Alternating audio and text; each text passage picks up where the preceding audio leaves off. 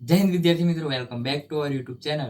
હું આશા રાખું છું કે તમે બધા મજામાં હશો. મારું નામ છે યુવરાજ ને તમારું સ્વાગત છે તમારી યુટ્યુબ ચેનલ યુવરાજ એજ્યુકેશન પર. તો વિદ્યાર્થી મિત્રો, આજે હું તમને શીખવાનો છું ધોરણ 12 વિષય આંકડાશાસ્ત્રનો પહેલું ચેપ્ટર એટલે કે સૂચકાંકનો એક આઈએમપી દાખલો. જે દાખલો હું તમને સરળતાથી અને પૂરેપૂરી સમજૂતીપૂર્વક શીખવાડવાનો છું. તો તમે તે દાખલો શીખવા માટે મારી સાથે બને રહો આ વિડીયોમાં છેલ્લે સુધી, જેથી તમે તે દાખલો સરળતાથી શીખી શકો. તો ચાલો દાખલાની શરૂઆત કરીએ.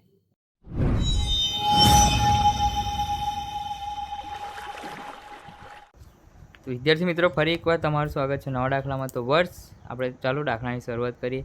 અહીંયા આપણે આ રકમ ધ્યાનથી વાંચવી પડશે, કારણ કે રકમમાં જ આપણને બધી રકમો આપેલ છે. તેથી ચાલો આપણે રકમ વાંચીએ. વર્ષ 2010ના સાપેક્ષમાં વર્ષ 2015માં ઘઉંમાં ભાવ 70% વધે છે અને ચોખાના ભાવ 40% વધે છે અને બાજરીના ભાવ 25% ઘટે છે. જ્યારે તેલના ભાવ 40% વધે છે અને ઘીના ભાવ 5% ઘટે છે. જો ઘી કરતાં તેલનું મહત્ત્વ 3 ગણું હોય તથા ચોખાનું બમણું હોય અને ઘઉં તથા બાજરી દરેકનું મહત્ત્વ ચોખા કરતાં બમણું હોય તો ખોરાકની આ પાંચેય વસ્તુઓના ભાવનું સૂચકાંક શોધો અને તેનું અર્થઘટન કરો.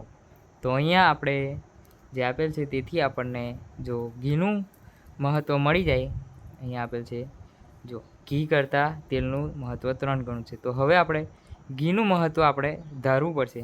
તેથી આપણે ધારો કે ઘીનું મહત્ત્વ 1 હોય, તો ઘીનું મહત્ત્વ 1 છે, તેથી તેલનું મહત્ત્વ 3 ગણું, એટલે તેલનું મહત્ત્વ કેટલું થઈ જશે? 3. તો તેલનું સાપેક્ષ મહત્ત્વ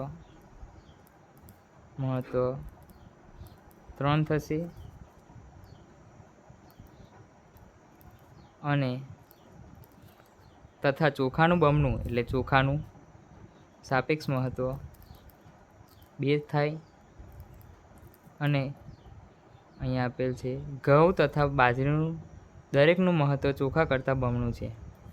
તેથી ઘઉં તથા બાજરીનું મહત્ત્વ ચોખા કરતાં બમણું થશે. તેથી માટે ઘઉંનું તથા બાજરીનું મહત્ત્વ બરાબર 2 × 2 બરાબર 4 થાય. કેમ કે ઘઉં તથા બાજરીનું મહત્ત્વ ચોખા કરતાં બમણું છે. તો 2 × 2 એટલે ચોખાનું મહત્ત્વ અહીંયા 2 આપેલ થાય છે. તો તેથી ઘઉંનું તથા બાજરીનું મહત્ત્વ 2 × 2 એટલે 4 થશે. તો અહીંયા આપણે આ પ્રકારનું એક કોષ્ટક બનાવી લઈશું, જેથી આપણને ડબલ્યુ અને આઈડબલ્યુ મળી જશે. તો તેની મદદથી આપણે ભાવનો સામાન્ય સૂચકાંક શોધી શકીશું. તો અહીં વસ્તુઓ ટકાવારી વધે છે કે ઘટે છે તે સૂચકાંક આઈ, જે 100 પ્લસ કે માઇનસ થાય છે તે, અને ડબલ્યુ અને આઈડબલ્યુ. તો સૌપ્રથમ આપણને અહીંયા આપેલ છે ઘઉં. તો ઘઉં અહીંયા આપણને રકમમાં આપેલ છે 70% વધે છે. તેથી 70, અહીંયા જે 40% ચોખા છે તે પણ વધે જ છે અને બાજરીનો ભાવ 25% ઘટે છે, એટલે -25. અને જે તેલ છે તે અહીંયા 40% વધે છે, તો +40%. અને ઘી છે તે અહીંયા આગળ 5% ઘટે છે, તેથી -5.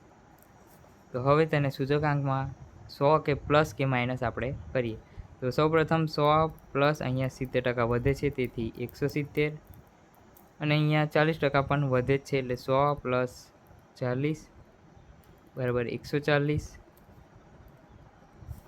અને અહીંયા 100 માઇનસ 25, તેથી 75.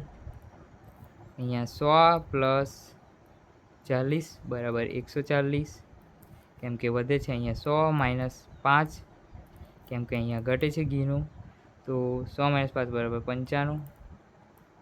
તો અહીંયા ભાર આપણને આપેલ છે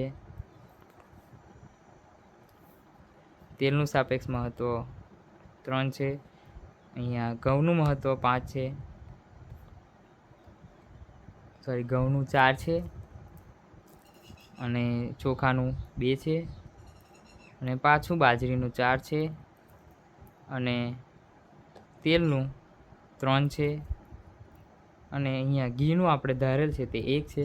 તેથી અહીંયા IW બરાબર સિગ્મા I ગુણ્યા W એટલે 170 ગુણ્યા 4 એટલે 17 ચોક 68 એટલે 680. અહીંયા 140 ગુણ્યા 2 એટલે 14 દૂના 28 280. અહીંયા 75 ગુણ્યા 4 બરાબર 300. અહીંયા 140 ગુણ્યા 3 44 42 એટલે 420. અહીંયા 95 એકા 95. તો અહીંયા કુલ કરવું પડશે. અહીંયા સિગ્મા W બરાબર 14 મળી જશે અને અહીંયા સિગ્મા IW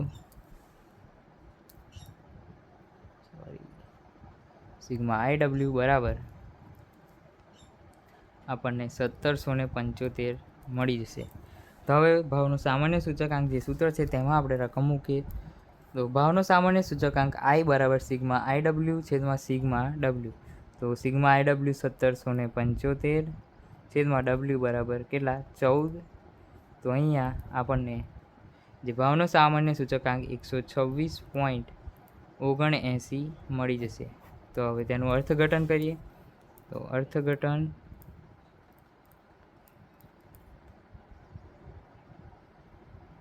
પાંચેય વસ્તુઓના ભાવમાં સરેરાશ 26.79% ભાવ વધારો થયેલ ગણાય. તો અહીંયા આ દાખલો પૂરો થાય છે. મળીએ એક બીજા દાખલામાં. તો વિદ્યાર્થી મિત્રો, અહીંયા આપણો દાખલો પૂરો થાય છે. જો તમને દાખલામાં કંઈ પણ ખબર ના પડી હોય તો તમે કમેન્ટ સેક્શનમાં જણાવી શકો છો, તો હું તમને તે શીખવાડી દઈશ. અને વિદ્યાર્થી મિત્રો, વિડીયો જો થોડો પણ સારો લાગ્યો હોય તો તમે કમેન્ટ સેક્શનમાં એક નાની એવી સારી કમેન્ટ કરતા જજો.